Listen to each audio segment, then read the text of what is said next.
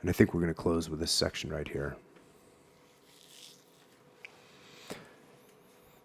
Views and visits of senior generals and their interaction with field commanders and troops did little to inspire us subordinates, provided little worthwhile guidance, and clarified little as to what the whole game plan was about. So these guys had no idea of what the why was. Everybody lived and thought from one day to the next. No strategic view. Our wait for pearls of wisdom remained endless. What increasingly showed up instead was the political eye and bluster of the generals, the tentativeness and uncertainty of the army commander above them, and the army chief, which did little to change systemic incongruities and tackle the hidden rot. Consequently, boldness and experimentation became prominent casualties. So this glaring eye from the senior leadership snuffed out the creativity and the boldness of the troops. They actually made, this intense scrutiny. Like I said, it made the troops not want to do anything. And I think not only should you keep that in consideration as a leader, that you make sure that you're not snuffing out creativity from your troops, but also on a personal level. You can't let the fear of failure limit your boldness and your experimentation. Right.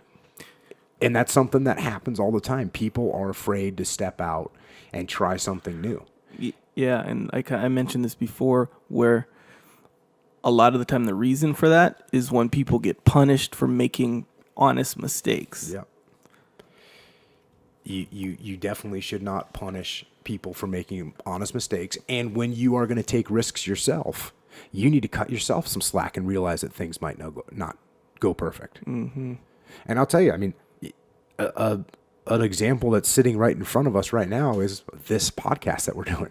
Mm-hmm. Because, people are asking, hey, you should do a podcast, but there's, okay, well, where's it going to go? Do we really want to do it? What are people actually going to think of it? It's one thing to do a podcast with a guy like Tim Ferriss or Joe Rogan or Sam Harris, where you've got this, famous individual. And of course people want to listen to them, but who's going to want to listen to Jocko and Echo? So there's some, but okay, what's the worst thing that could happen? We fail. No one listens to it. Okay, cool. Mm-hmm. It wasn't going to affect me that bad. We'd move on and figure something else to do. Yeah. But that's the kind of thing that experimentation that can lead to good stuff. Right. And if you don't allow yourself to do that, then you're going to have problems. And the same way, if you don't allow your troopers to make mistakes, like you said, and try new things, and you don't encourage that, then their morale's going to be crushed, and they're not going to make the progress that they need to make. Yeah, and you can kind of look at that type of scenario from like an expanded point of view, like the big picture, where if someone's not raised, I kind of mentioned this before as well, where if someone is raised in a really rigid household where,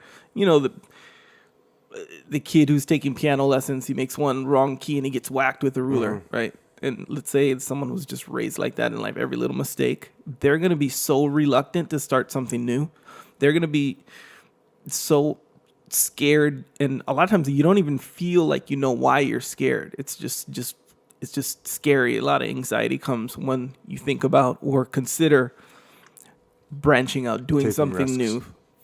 Fear of failure and all this is so embedded in you because of that punishment that you received. So you're trained, you're trained to avoid mistakes or new stuff that you might make. And that's something we've dealt with in the military for the last several years, the last probably couple decades, was this we called it the zero defect mentality. Whereas like, okay, if this guy made any mistakes over his career, he was not going to be advanced, he was not going to be promoted. And they've really tried to move away from that because, like you said, that completely suffocates any type of risk taking, any type of creativity, any willingness to go outside the box and try something new. It just suffocates it. Yeah. So I was definitely never a person that would hammer people for making mistakes, as long as they were, we'll call them good mistakes, not just making stupid mistakes. Yeah, or being careless in general when you know being careless is bad.